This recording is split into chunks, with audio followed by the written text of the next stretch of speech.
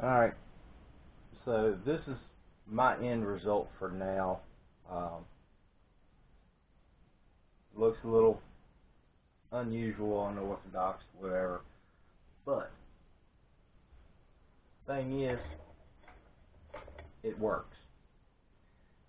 Works for my application, which is no big deal. I can slap this on a go-kart or mini bike or whatever, and I won't have any problems with it.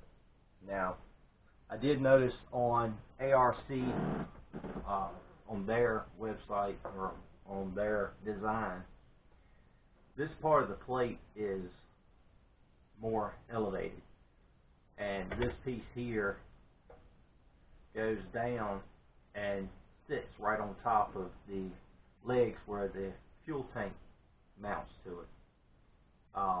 Mine is a little different, and my reason for that is this is the way I wanted it. Now, you can make your own and make your own plate by repurposing pieces and parts like I did.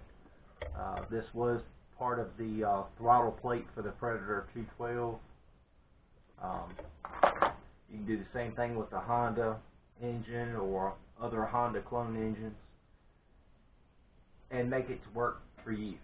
Now, I didn't have to pay for nothing more than maybe a few nuts and bolts, and that was it. I probably got a grand total of maybe $3.50 into this plate,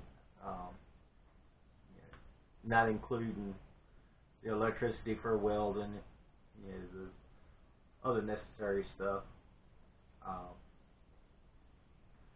So I've got the spring coming through the back here and mounted to the overlaying lip. See if I can get you around there to it.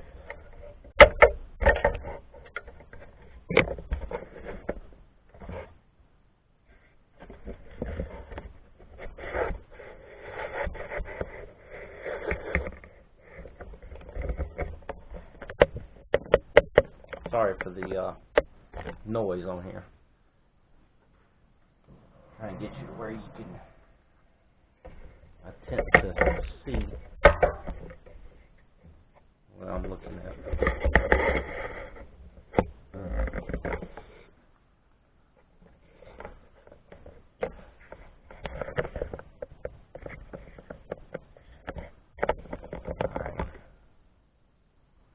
So I can shine a little light on the subject here.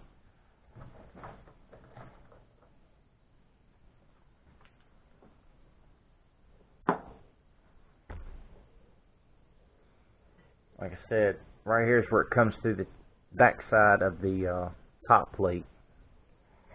Spring is right here underneath, and this is my clevis. This piece here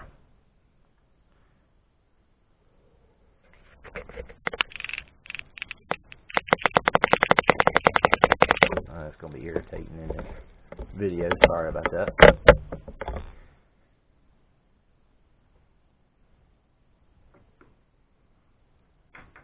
This piece here is where you mount your throttle cable. Like I said, this works for my application. So I had to mount the throttle cable before I even put the throttle plate on. No big deal. Not for me anyway. It took me like a minute and a half. But when I pull on the throttle, you can see it moves. And the spring also repurposed from the Predator throttle plate that comes on the engine. I just repurposed it and shortened it so it'll work for my application. Again, this is the Predator 212 with the Governor Delete mod. Went in, took it out, and ran a bolt with silicone right here down to the top of it. filled it with oil last night and connected it or mounted it up on a pressure washer base. That way I could run the engine and not have to worry about the motor vibrating across the yard or off the porch or anything like that. But runs good, no issues, revs good, no problems with it returning to idle once revved. And what I plan on doing later on is building a header. That way I can get rid of this obnoxious, muffler. Quiet muffler, does its job, but for my application it's way too high. So I'll have to take it loose off the block, take the pipe and cut it with a grinder, and then make my own header from there. So remember, on these engines, when you first get them, after you run your initial break-in, I try and run at least a complete tank full of gas through it. Some of you might not want to do that. It just differs on each person. But you can run a full tank of fuel through it. Just let it sit there and idle away. And then once it's done, go ahead, change your oil, and go for it after that. It's got its break-in time, so she should be good to go. I have known a few people take your side covers off after they drain the oil and spray the whole entire inside down with a degreaser, brake cleaner, to wash out any of the residue from factory. Yeah, you got your oil in there from where you added it for break-in, but sometimes that residue can still use that oil to stay inside the block. So doing that out, rinsing it out, can help to make sure it's 100% cleaned out. Douse it down with oil, fresh oil. Move the parts around, pull the cord with the spark plug out a few times while you're pouring it inside of the engine. To make sure you're getting the crank and all of that lubed down real good. Put the side cover back on, and you're good to go. At that point, if you want to change out any parts, say putting in a Mod 2 cam, cheater cam, you can do it then. You can do it when you first build it, when you take the governor out, but I would suggest waiting until after you do your initial break-in.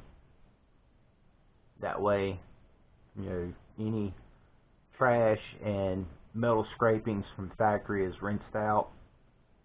When you put your cam in, you won't have to worry about it being gouged by a piece of faulty aluminum from the casting breaking off.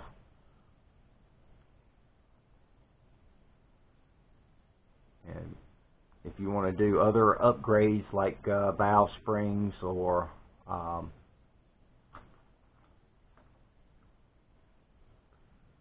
connecting rod, the billet connecting rod, and removing the oil pressure sensor, or excuse me, the oil sensor, not the pressure sensor, but the oil sensor in it, you can do that then. That'll also help with oil capacity. It doesn't displace a lot of oil, but a little extra oil in the block doesn't hurt, especially in the splash systems. This is my take on my throttle plate. I probably will be painting it a different color, probably, knowing me, bright green, or something of that nature. I don't know yet. But for now, she's good. She's running. I got to get either a torque converter or a centrifugal clutch for it. I don't know just yet. Not sure exactly what I'm going to put it on. If it's a go-kart or mini bike. So, y'all enjoy your 4th of July. And I will talk to y'all again real soon. Hopefully a lot sooner on this next trip than later.